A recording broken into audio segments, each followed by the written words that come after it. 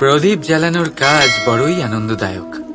উজ্জ্বলতার এই শিখা যেন আত্মার মধ্যে গিয়ে মনে উল্লাস ভরে দেয়।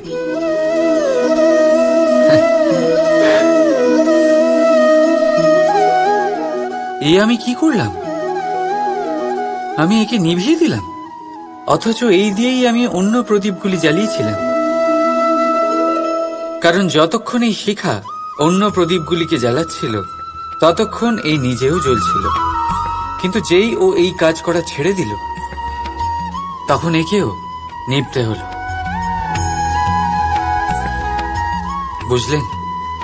সেরকমই জীবন হলো উজ্জ্বলতা দেওয়ার আরেক নাম। যদি জীবনে শুভ কাজ করেন, অপরের উপকার করেন, অন্যদের সহায়তা করেন, তাহলেই জীবিত থাকবেন। আর যেদিন এই কাজ করা আপনি বন্ধ করে দেবেন, শ্বাস প্রশ্বাস নেওয়া সত্ত্বেও মৃত হয়ে যাবেন। তাই যতক্ষণ শ্বাস চলছে আশারূপী উজ্জ্বলতা ছড়াতে থাকুন। বিশ্বাস করুন, মৃত্যুর পরেও আপনি অমর থাকবেন। তাই ভালোবেসে বলুন, রাধা রাধা। যবে থেকে জীব প্রাণের অস্তিত্ব পেয়েছে তবে থেকেই আরো একটি শব্দ জন্ম লাভ করেছে, সংঘর্ষ। জন্মলগ্ন থেকেই মানুষকে বাঁচার জন্য সংঘর্ষ করে যেতে হয়। কখনো নিজের লক্ষ্যে পৌঁছবার জন্য সংঘর্ষ করতে হয়, আর কখনো যা পেয়েছেন তাকে রক্ষার জন্য সংঘর্ষ করতে হয়।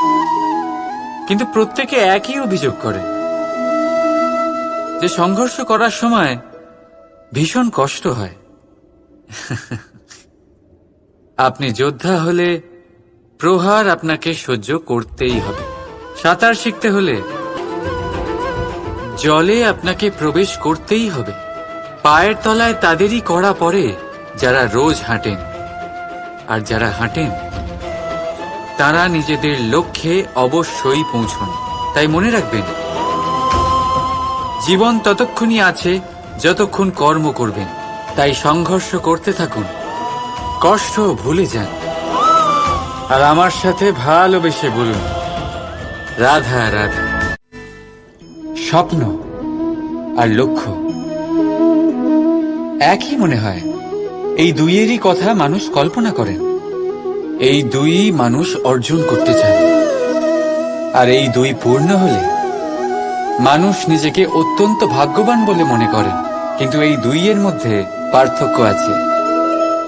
পার্থক্য এই যে স্বপ্নের জন্য বিনা পরিশ্রমের ঘুম দরকার হয়, আর লক্ষ্যের জন্য বিনা ঘুমের পরিশ্রম।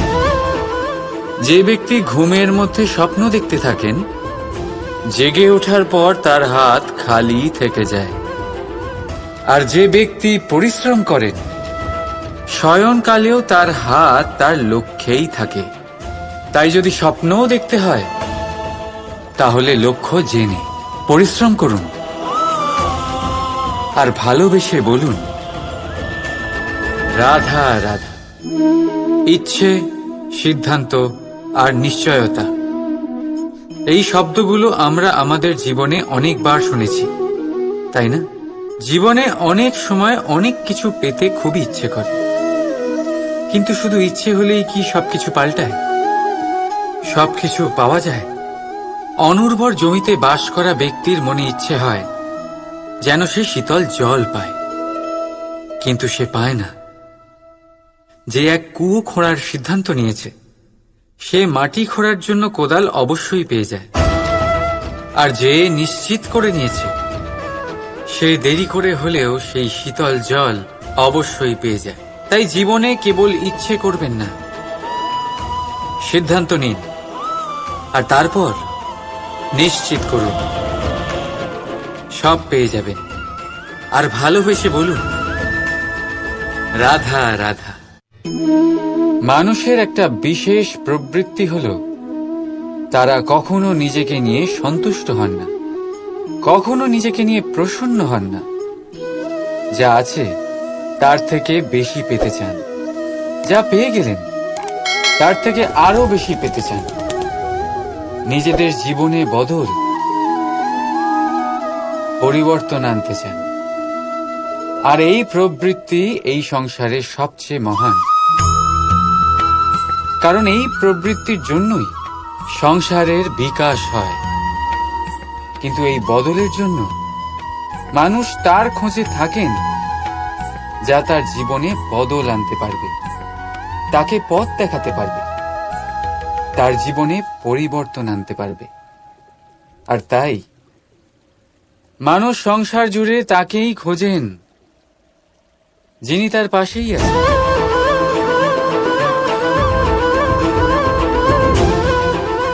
বলুন তো কে?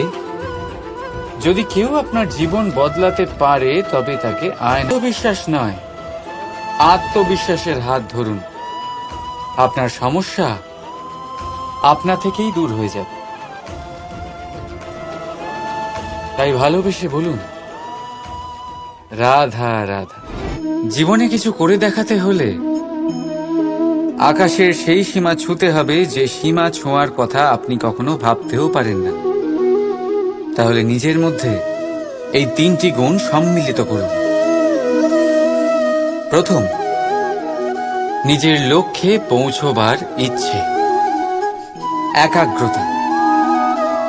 এ আপনার দ্বারা এমন কাজ করাতে পারে যা আপনি কখনো করতে পারবেন না। দ্বিতীয়, সাহস, সমস্যার সমাধান করার ক্ষমতা। এটা আপনার দ্বারা তাই করাতে পারে যা আপনি সত্যিই করতে চান। আমাদের জীবনে শিক্ষকের অবদান অনস্বীকার্য।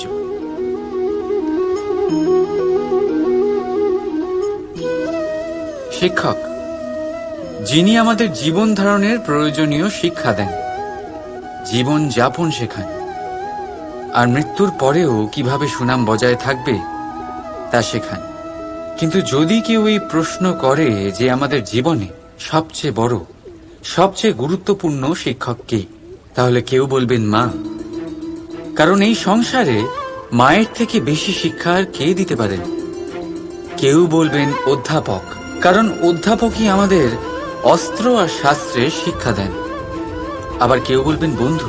কিন্তু এই 3 জনের মধ্যে একটা মিল আছে। এরা প্রথমে আপনাকে শেখান আর তারপর আপনাদের পরীক্ষা নিয়ে দেখেন যে আপনি কি শিখেছেন। কিন্তু বাস্তবে সবচেয়ে গুরুত্বপূর্ণ শিক্ষক হলেন তিনি যিনি এর বিপরীত করেন, যিনি প্রথমে আপনার পরীক্ষা নেন তারপর আপনাকে শেখান। নাকি বলবো পরীক্ষা দিতে দিতে আপনি নিজেই শিক্ষা লাভ করেন। এই শিক্ষক হল অভিজ্ঞতা। এই জন্য অভিজ্ঞ আর অভিজ্ঞতাকে সঙ্গে রাখলে এই জীবনে আপনাকে কখনোই অসফল হতে হবে না। তাই ভালোবেসে বলুন, রাধা রাধা। জীবনে সময় যেমনই আসুক, আপনজনদের সঙ্গ অত্যন্ত প্রয়োজনীয়। সুখ হলে বেড়ে যায়, দুঃখ হলে ভাগ হয়ে যায়। আপনজনদের সাথে কিভাবে সময় কেটে যায় তা বোঝাই যায় না, তাই না? একবার ভেবে দেখুন, যদি আপনাকে এমন কোনো এক স্থানে রেখে আসা হয় যেখানে আপনার কোনো আপনজন নেই, আপনার কোনো আত্মীয় নেই, কোনো বন্ধু নেই, তাহলে কি হবে? প্রতিটা মুহূর্ত কতটা লম্বা মনে হতে শুরু করবে। ততক্ষণ মনে হবে যতক্ষণ না আপনি কাউকে আপনজন বানাচ্ছেন। এখন ভাববার বিষয় এটাই যে কে আপনার সেই আপনজন।